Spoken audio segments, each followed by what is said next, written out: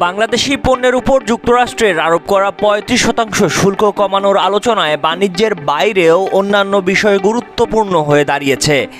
এ বৈঠকগুলোতে বাণিজ্যের বাইরে বিভিন্ন শর্ত নিয়েই মূল দর কষাকষি হচ্ছে। বৈঠকের সঙ্গে সংশ্লিষ্ট একাধিক সূত্রের বরাতে গণমাধ্যমে এমন তথ্য উঠে এসেছে।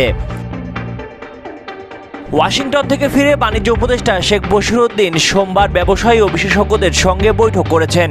বৈঠকে তিনি বাণিজ্যের বাইরে বিভিন্ন শর্তের বিষয়টি উল্লেখ করলেও বিস্তারিত কিছু বলেননি, কেননা ওয়াশিংটনের সঙ্গে সম্ভাব্য শুল্ক চুক্তির বিষয়ে আগে থেকে প্রকাশ না করার বিষয়ে সরকারের সঙ্গে চুক্তি রয়েছে।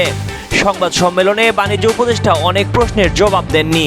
না দেওয়ার কারণ উল্লেখ করে তিনি বলেন, এ বিষয়ে যুক্তরাষ্ট্রের সঙ্গে বাংলাদেশের নন ডিসক্লোজার এগ্রিমেন্ট বা গোপনীয়তার চুক্তি রয়েছে। এর ফলে বিস্তারিত কিছু বলা সম্ভব নয়। সংবাদ সম্মেলনে বাণিজ্য উপদেষ্টা আরও বলেন, যুক্তরাষ্ট্রের সঙ্গে তৃতীয় পর্যায়ে আলোচনা হবে, এজন্য প্রস্তুতি নেওয়া হচ্ছে। আলোচনার জন্য যুক্তরাষ্ট্রের কাছে সময় চাওয়া হয়েছে। আগামী সপ্তাহের মাঝামাঝি সময় পাওয়া যাবে। তিনি আশা প্রকাশ করেন, বাংলাদেশ তার সক্ষমতা দিয়ে যুক্তরাষ্ট্রের বাজারে ব্যবসা চালিয়ে যেতে পারবে। আগামী ১ আগস্টের আগেই যৌক্তিক পর্যায়ে শুল্ক নির্ধারণে সক্ষম হবে বাংলাদেশ বলেও আশা প্রকাশ করেন তিনি। বাংলাদেশ ও যুক্তরাষ্ট্রের মধ্যে দ্বিতীয় দফায় শুল্ক আলোচনার তৃতীয় ও শেষ দিনের বৈঠক শুক্রবার ওয়াশিংটন ডিসিতে হয়।